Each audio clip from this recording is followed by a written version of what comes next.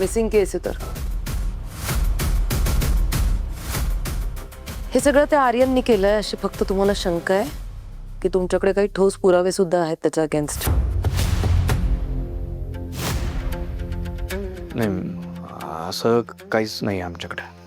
म्हणजे असं सुद्धा होऊ शकतं ना की त्यांना जी काही ती दुखापत झाली आहे त्यामुळे त्यांना नैराश्य आलं असेल आणि म्हणून त्यांनी स्वतःच घर सोडण्याचा निर्णय घेतला असेल किंवा स्वतःच गायब होऊन काहीतरी बनाव रचला असेल. नाही नाही नाही मॅडम, हे बघा हे असं शक्यच नाहीये. वहिनी असं कधीच करणार नाही. हे सगळं आर्यननीच केलंय. तुम्ही प्लीज तक्रार नोंदवून घ्या प्लीज. मिसिंग केस असेल तर 24 तासांच्या आत ती व्यक्ती घरी नाही आली तरच तक्रार नोंदवू शकतो.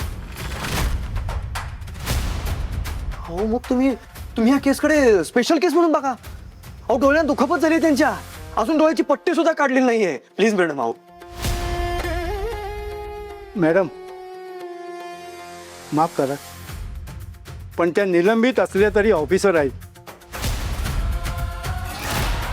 त्यांच्यासाठी आपण काहीतरी करायला पाहिजे. हो मॅडम. हो मॅडम, प्लीज मॅडम, प्लीज काहीतरी करा. हा ठीक आहे ठीक आहे, बरोबर आहे तुमचं भंडारे. मयूर मॅडम यांची कंप्लेंट लिहून घ्या आणि लवकरात लवकर टीम रेडी करा आणि तपासासाठी पाठवा. क्विक. या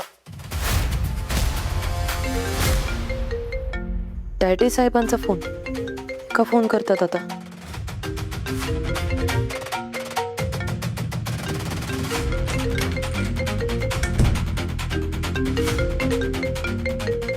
हॅलो, हा डॅडी साहेब बोला.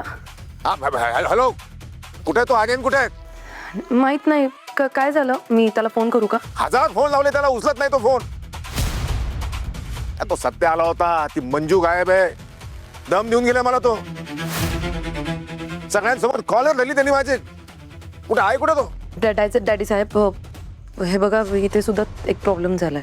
इथे पोलीस चौकीत आता सत्याचा भाऊ आलाय मंजूची मिसिंग कंप्लेंट नोंदवायला आणि त्यांना आर्यनवरच शंका आहे. त्याने आर्यनचं नाव घेतलंय. मला ना आता डॅडी साहेब नाईलाजाने आर्यनच्या विरोधात तक्रार नोंदवावी लागणार आहे, कारण तसं जर मी नाही केलं तर या लोकांना माझ्यावर संशय येईल. मी आत्ताच मंजूला शोधायला एक टीम सुद्धा पाठवली आहे. नाही नाही, तू ती तक्रार नोंदवून घे, नाही तर लोकांचा संशय बळावेल. तू असं काही बोललो होता का, असं काही करेल म्हणून? काही कल्पना दिली होती का त्याने? जर मला कल्पना दिली असती तर मी त्याला हा मूर्खपणा करून तरी दिला असता का? मला काहीच आयडिया नव्हती. डॅडी साहेब मला ना आता खूप डोक्यात जातोय आर्यन. हे खूप मूर्खपणाचं बिहेवियर आहे सगळं. मलाही त्याचा फार राग येतोय, पण आता आपल्याला शांत बसायला पाहिजे. तो सत्य आहे, तो त्याला सगळा सातारा तोंडपाठ आहे. जिथं कुठं असेल ना तो आर्यन त्याला शोधून काढेल. तू असं करतो, आर्यनला कॉन्टॅक्ट कर, त्याला मग तुझ्याकडे मंजू असेल सोडून दे तिला. सत्यात जीव घेईल तुझा. हो डॅडी साहेब, माहिती आहे, मी करते काहीतरी.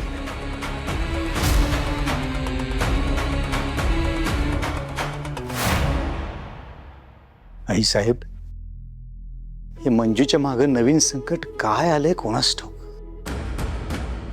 संकट तिची पाठ सोडणच झालेत. लवकर या संकटातनं बाहेर काढ देवी.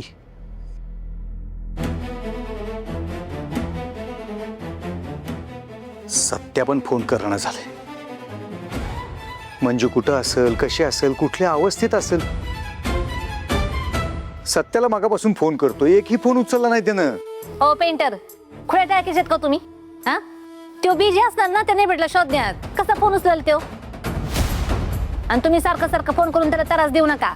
नीट शोधू दे त्याला. मम्मी, मी काय म्हणते, त्या सापडल्याच नाहीत मग. सपने, मग आपली मज्जा बघ. कसे उंटा वाचून खोकला गेला म्हणायचं. मम्मी, उलटा वाचून नसते, सुंठा वाचून असते. ते शाळेत जाऊन बसा, परत एकदा शिका. आता सुरू झालं शाळा. थंडा का नाकाचा शेंडा खोपलं कुठली. हा, मला म्हणते शाळेत जाऊन बसा. लई जीप सुरू चालली का तुझी? हाप मेर कुठली. बस. जयगल पोलीस स्टेशनला गेलाय, त्याने तर फोन करावा का नाही? काय झालं, पोलिसांनी तपास सुरू केला का नाही, मंजूला शोधायला सुरुवात केली का नाही?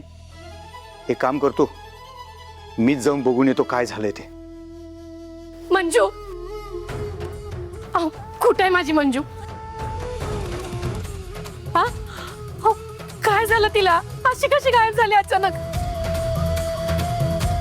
सांगा ना दादा, मंजू कुठे आहे? काय झालं माझ्या मंजूला? हे बघा तुम्ही शांत व्हा.